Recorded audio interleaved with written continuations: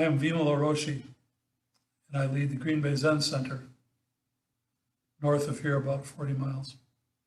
And I'm really pleased to be here for this retreat and very impressed by the technology that's been put together and the great effort that's gone into making this happen.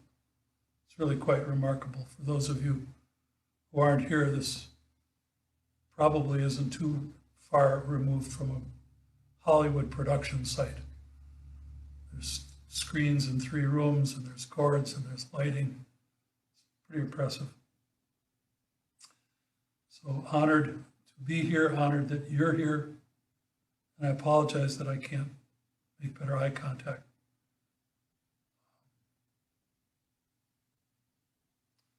So I'll stop trying.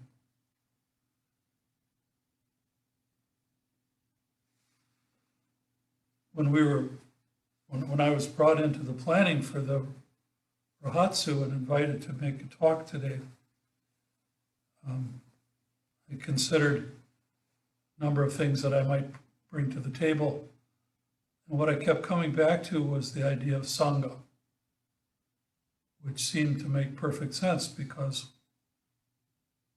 of the nature of this retreat, all spread out all over the place, different cities, countries, locations, groups, backgrounds.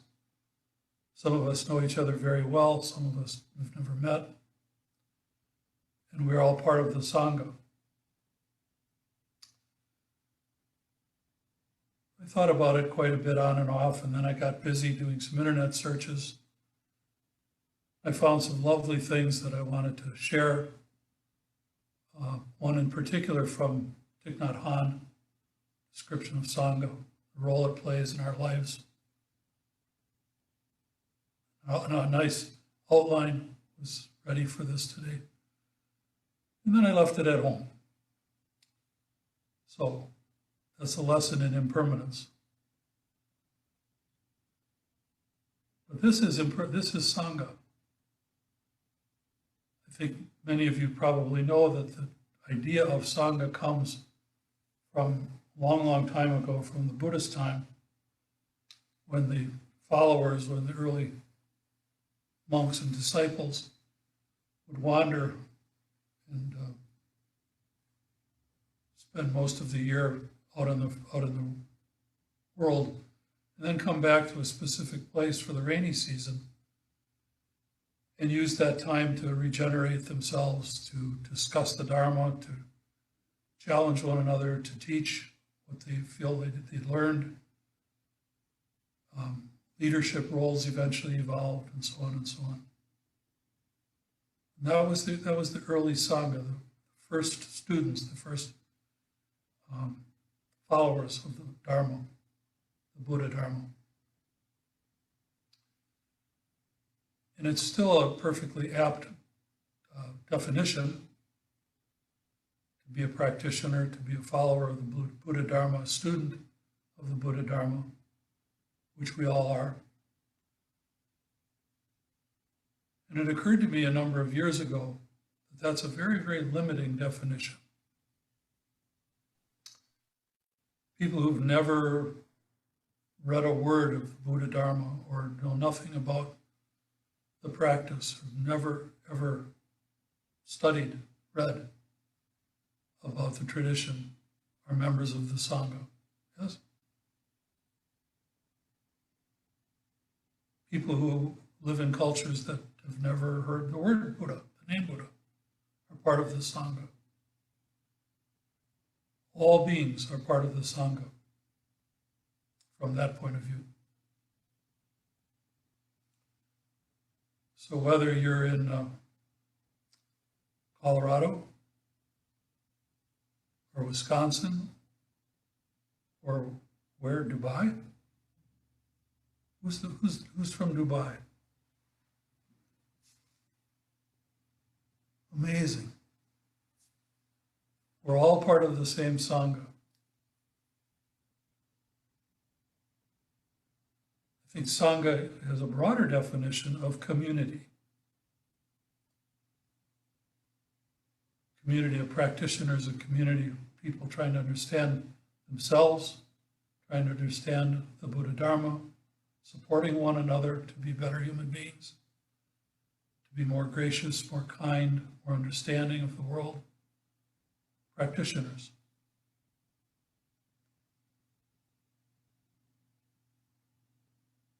And the Sangha is every human being.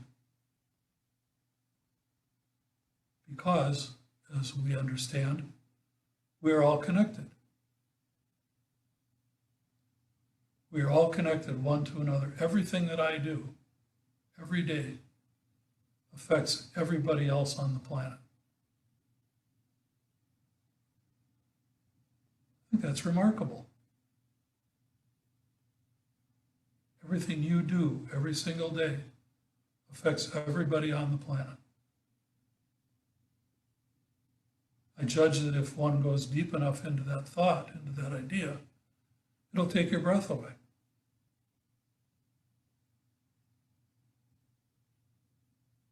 To fully understand Sangha is to increase our awareness and appreciation of the interconnectedness and interdependency of all beings, which in our sutra book is the definition. Yes? It's really too bad they can't talk. Since I can't see and I can't hear, they have to nod. So am I making sense?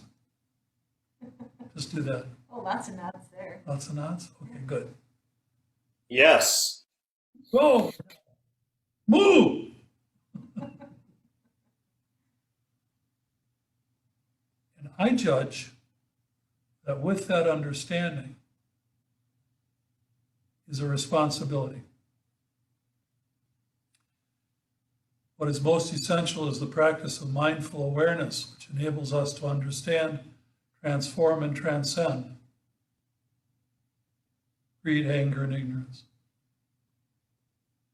What is most essential is the practice of mindful awareness, which enables us to understand, transform, and transcend greed, anger, and ignorance. You know that one, that's in the Sutra book.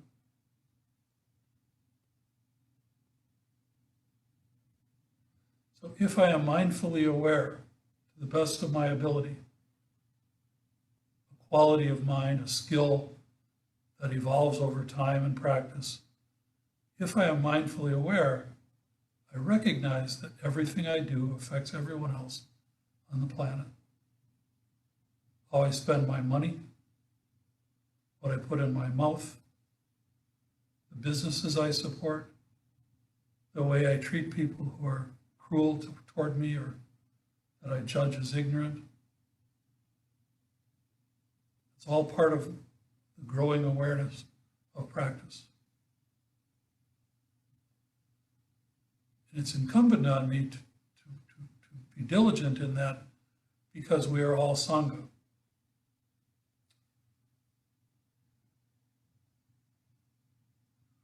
This was particularly interesting to me in the last year or so. Actually, the last 4 years. To continually, as I'm sure we all have stories, to continually, either in person or through media, social media, written press, bump into ideas and thoughts and people and behaviors in the political realm that I could not agree with any less. It was a great, great experience for me. Not always. Not always. But it showed me my dark spots. It showed me my shadow states. It demonstrated on occasions how reactive I can become. Wonderful teaching. Like 4 years in the monastery. I think you all know that you had that experience too in some way. To be mindfully aware of what I think and feel, what I say, how I do, how I spend my time and my life, is this practice, is the Buddha Dharma. And perhaps I'm unique, I don't think I am. But my judgment is that everyone on this call can relate to what I just said. And it wasn't till the bitter end, till like the fourth quarter of the race, politically, that I really got that I had failed many times, even in trying to be kind and trying to be understanding. I found myself feeling anger, feeling disappointment, being critical, which is okay. It's part of being human. But then what do I do with those feelings? What do I do with those feelings when someone is, when I'm offended by something or somebody? Well, if the first part of this makes any sense, that we are all Sangha,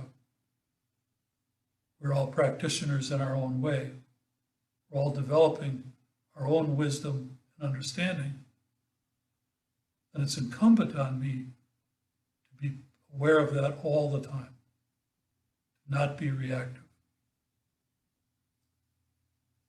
Again, I may be the only one on the call, this call, that ever felt reactive in the last 4 years. I may be the only one. If you're still on mute, everyone in this room is laughing. Because everyone on the call understands the challenges of staying clean and clear in one's thought and feelings. To be clean and clear in the words that we use. I can be angry. I can passionately disagree with someone. But that doesn't mean I have to be aggressive. It doesn't mean I have to be forceful and contracted. It's simply a reminder that something is off and that I want to look at that and open up to it. Just open up. What's going on? In some corners of the world, they say that the reactivity, what's the term? You spot it, you got it. But that's a reflection of me, not that stupid son of a bitch. Can I say that? You already did. Apparently.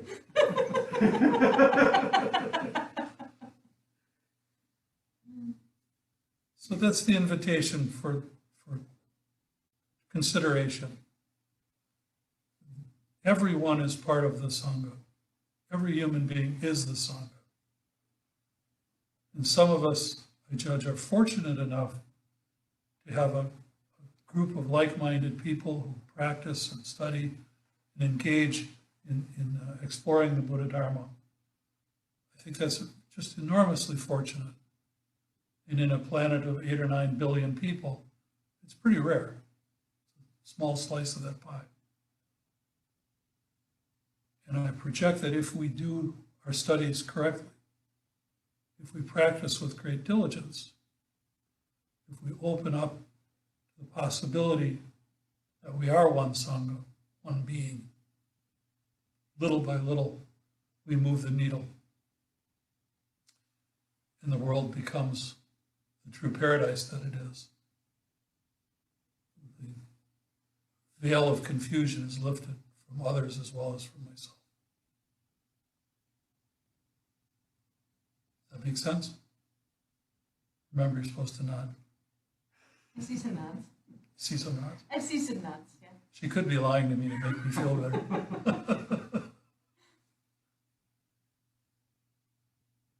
How lovely. What fun.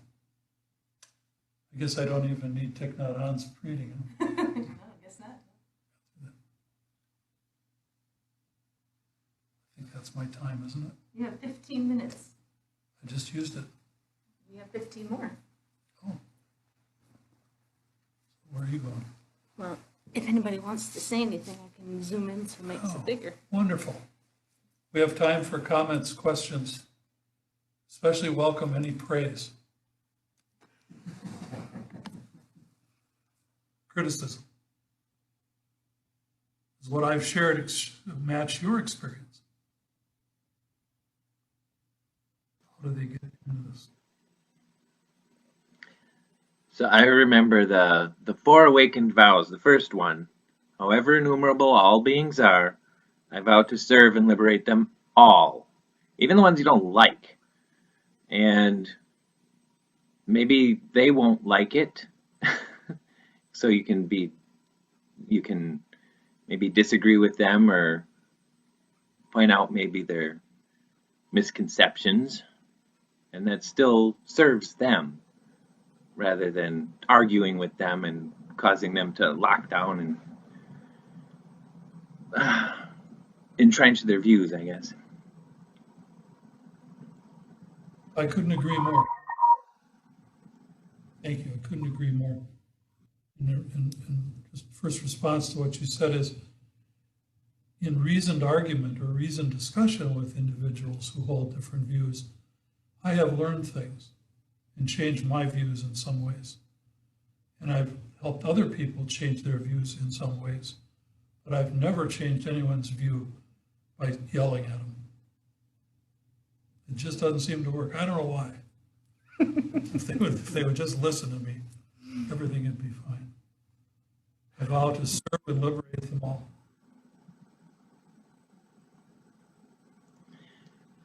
I used to say, you can't change someone's mind no matter how hard you hit them. No matter how hard you hit them.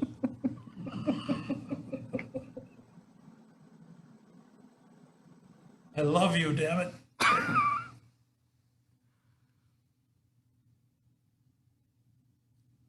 people putting up their hands? Is that what's That's it. Trying to see if people are. anyone else have something to offer? Don't forget that praise is welcome.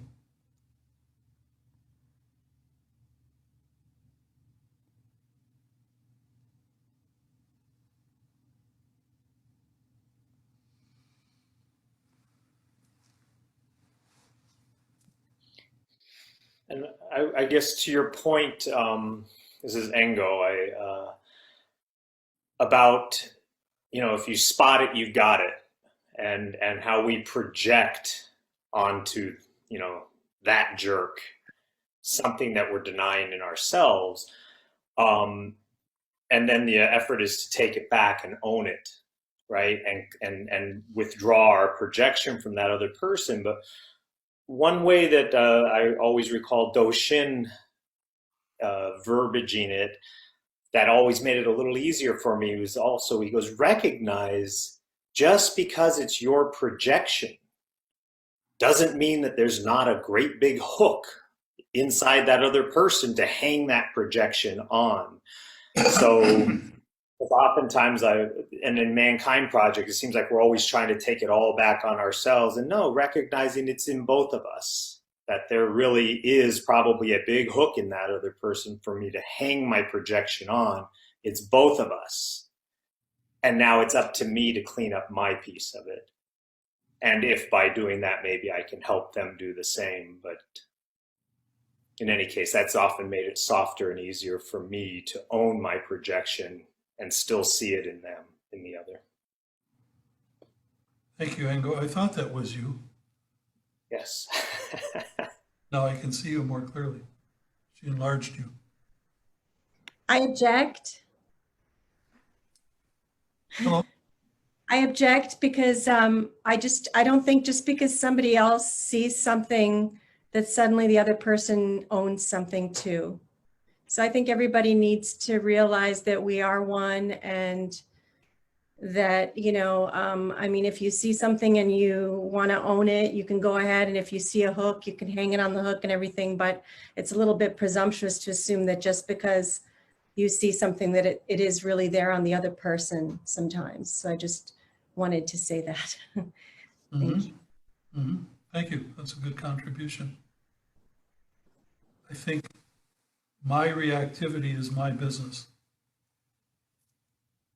My reactivity is my business, and you're on the stage with me. So of course you contribute to it. Not you personally, but that other person contributes to my reactivity. I think that you would agree with that. She's nodding. Okay, thanks for nodding. Anyone else?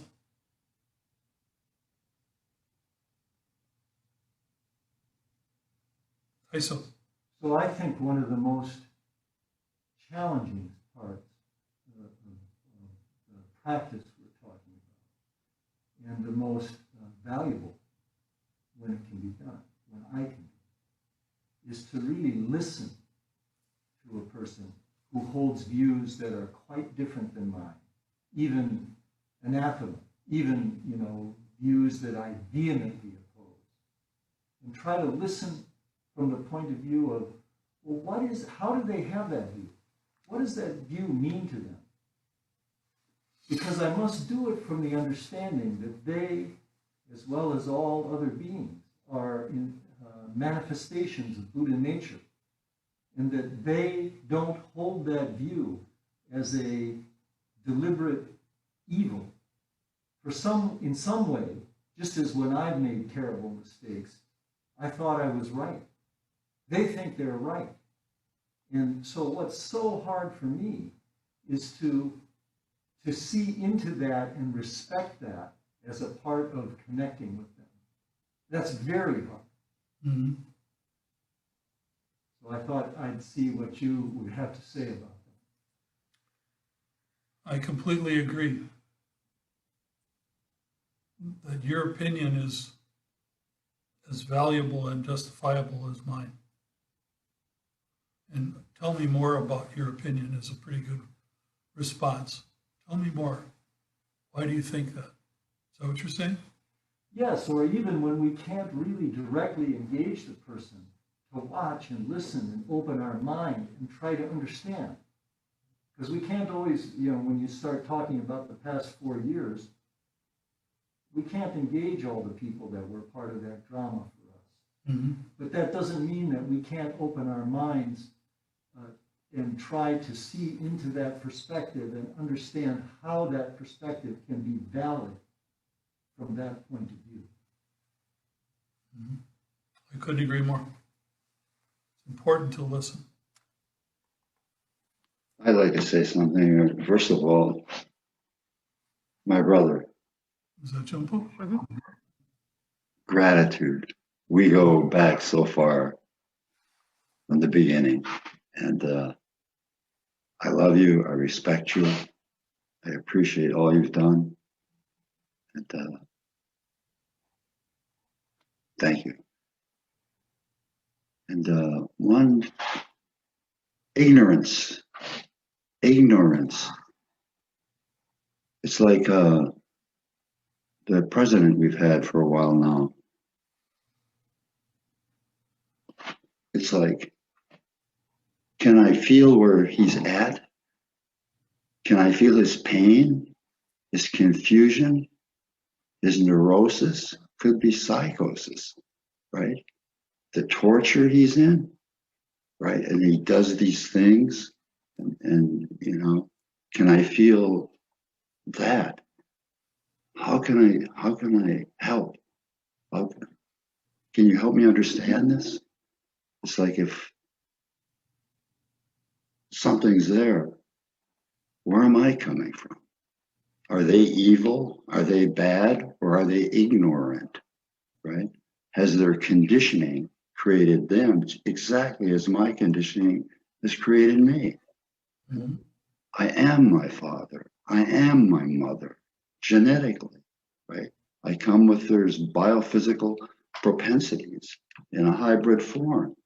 And then I'm born into a culture that has a fantasy belief system. Can I see all of that and recognize it and understand it? And how I can't see to him is sit down and say, could you help me understand something? I feel your pain, right? Can you help me understand this, right? I agree. To be compassionate towards certain people is harder than certain other people. No, it isn't. No, it isn't. You choose. You're farther up the hill than I am, brother. I'm doing the best I can. Always. I saw something that was very touching. The Saturday night after the election, I saw a comedian on television who was going on about current affairs and the elections, and got lots of laughs, and it wasn't overly critical, but it was pointed at the president. And after the crowd died down and he was wrapping up, he said, "Remember how badly you felt 4 years ago today? When you were sure that Hillary Clinton was going to be the next president? Remember how badly you felt, how angry you felt?" This is a comedian, world, you know. And he said, that's how they feel today too.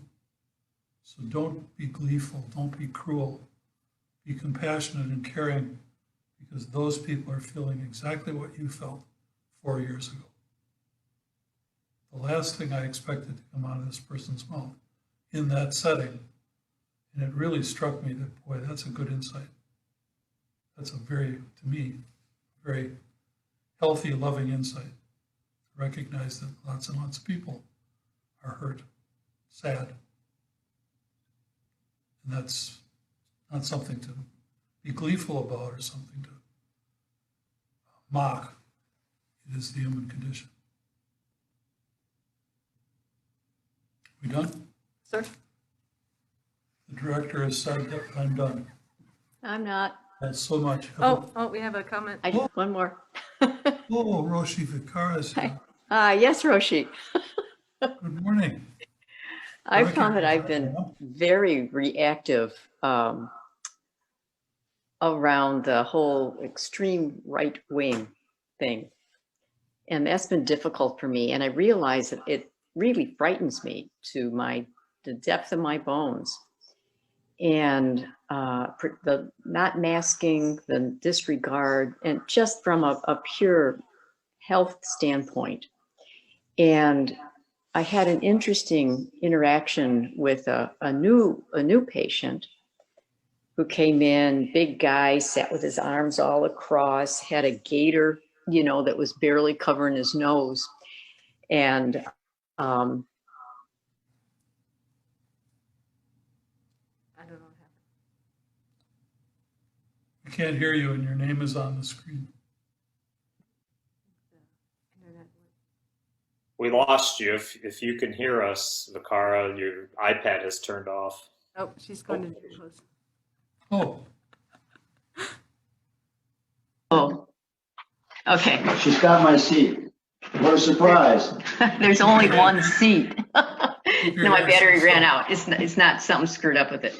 But what happened was that the gaiter that he was wearing kept slipping down farther and farther and farther. And so I asked him, it's like, would you please bring that up over your nose? I said, I'm wearing my mask to protect you. And I'd really appreciate it if you would bring that up so I'm protected as well. And he goes, it's all a bunch of bullshit anyway. It's just a big hoax. And I just said, okay, well, I don't want to get the hoax either. So I was like, and that it just kind of spontaneously came out because I couldn't figure out what else to do. Was I at the point about kicking this guy out of the office? Because he shouldn't even been in the cancer center if he was going to pull that stuff. So there comes my righteousness, right? It was wonderful. So Your teacher showed up with a yeah, and so I didn't get the Harley hope. Davidson t-shirt on. I know. Okay, yeah, so but wow. So it was a great teaching for me because the guy actually cracked up and I did too, so that really surprised the daylights out of me. So Well done. yeah, so Well done. may none of us get COVID, may none of us get the hoax either. I haven't had the hoax yet. That's because the joke's on you all the time.